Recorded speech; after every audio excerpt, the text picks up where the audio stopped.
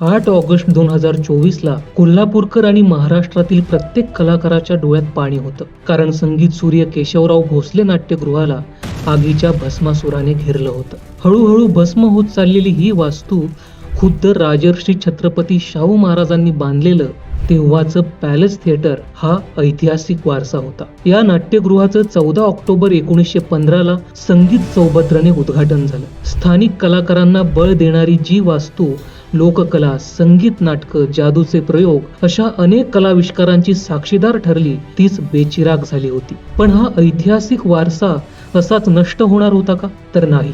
तत्कालीन मुख्यमंत्री एकनाथ शिंदे साहेबांनी नाट्यगृहाच्या पुनर्बांधणीसाठी तातडीने 20 कोटी रुपयांच्या निधीची घोषणा केली आणि पुनर्बांधणीचं काम युद्ध पातळीवर सुरू झालं. लवकरच संगीत सूर्य केशवराव भोसले नाट्यगृह पुन्हा आपलं तेच जुनं वैभव मिळवेल आणि पुन्हा इथल्या पावन रंगमंचावर विविध कलाविष्कारांचे प्रयोग रंगतील.